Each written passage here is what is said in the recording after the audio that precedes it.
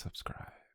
You know, some people, most people, they cry when they realize they've just been purchased. Some scream, some beg, and a few even try to run. But you, nothing, not a single word. Nothing since the auction ended. Interesting, very interesting. I spent a great deal of money on you, little one. More than I intended, actually. There were several bidders. A merchant prince from the south, a magistrate's widow, 2 collectors, and, of course, that nobleman, the one who kept raising the price every time I did. He wanted you badly, but in the end, I won. A shame, really. He looked positively furious.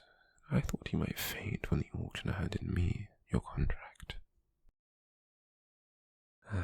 Still, his disappointment became my satisfaction, because now you're mine, at least for a little while. Now, don't look at me like that. I said, for a little while, you weren't staying with me, but permanently.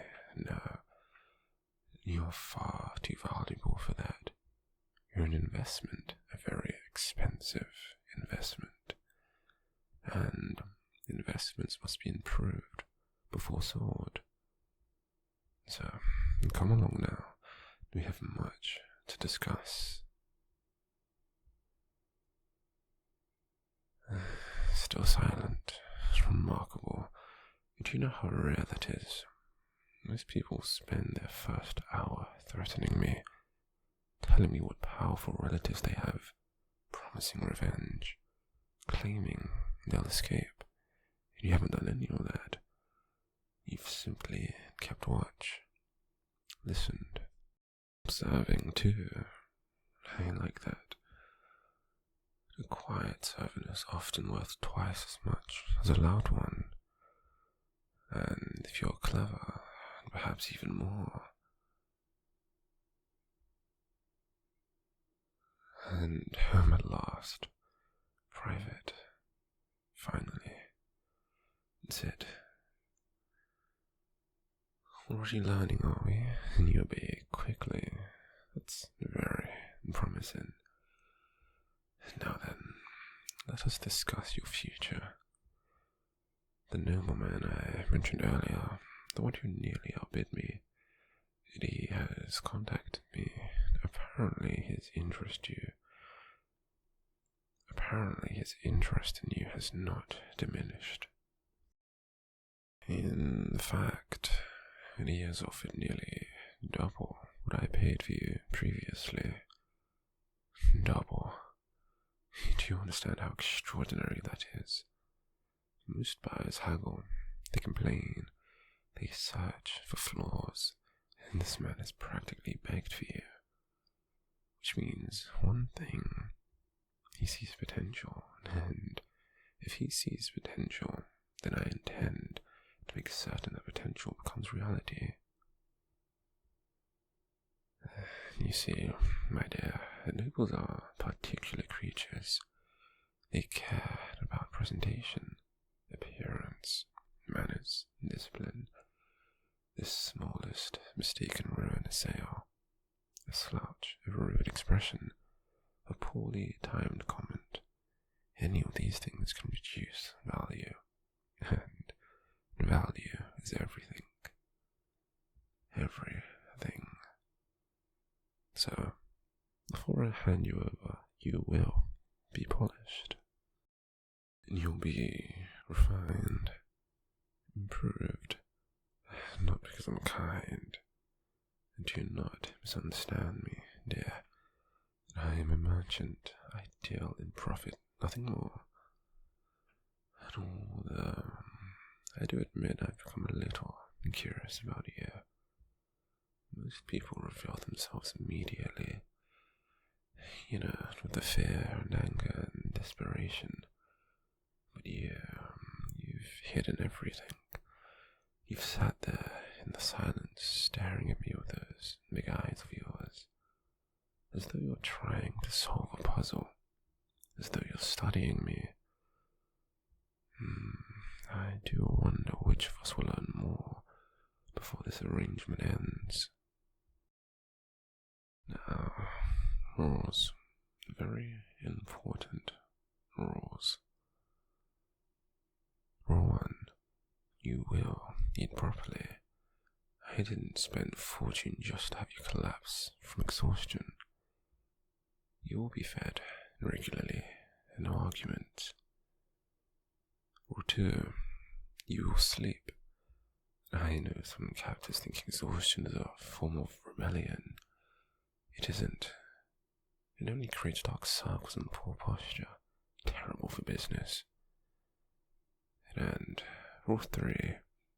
You will learn everyday speech, etiquette, and greetings, dining customs, how to walk properly, how to stand properly, and how to enter and leave a room. Every single thing. Because nobles notice everything too. And I intend for your future owner to see perfection. Or something close enough to perfection that he cannot tell the difference between.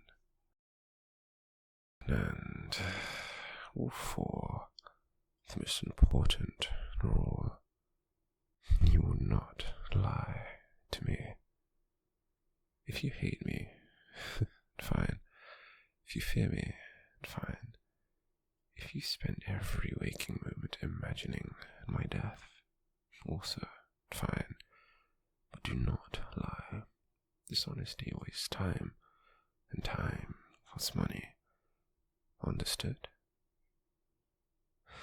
Still nothing. Not even a nod.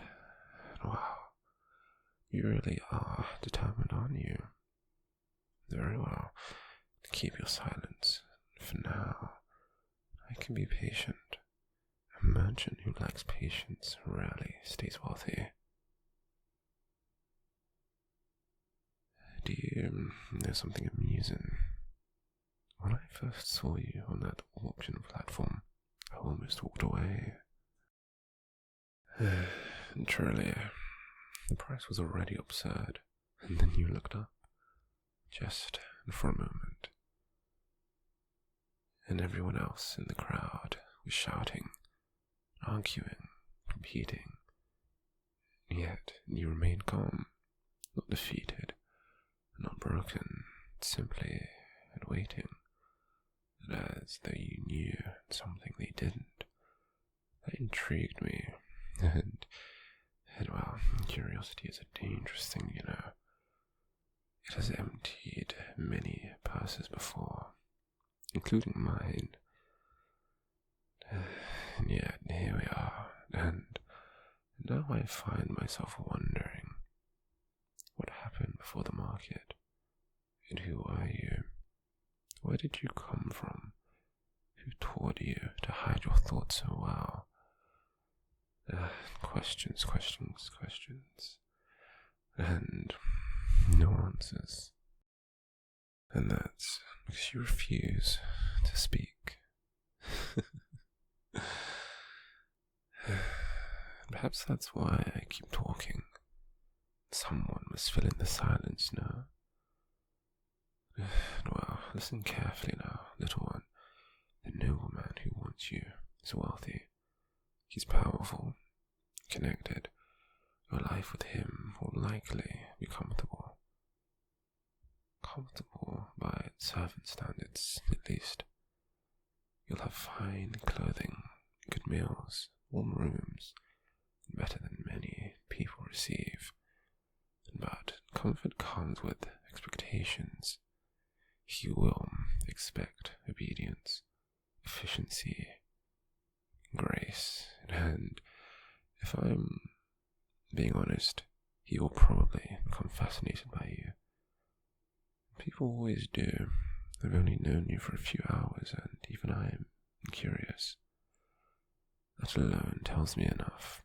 You have a presence, an unusual one, the sort that draws attention, whether you intend it or not. Which in turn means you must learn control. Control of your posture, your expressions, your reactions, everything. Because attention can be profitable, but unmanaged attention dangerous, very dangerous. Look at me. Good. See, you do. Listen. I knew you did. Now, let me tell you something very important. Everyone in this world wants something.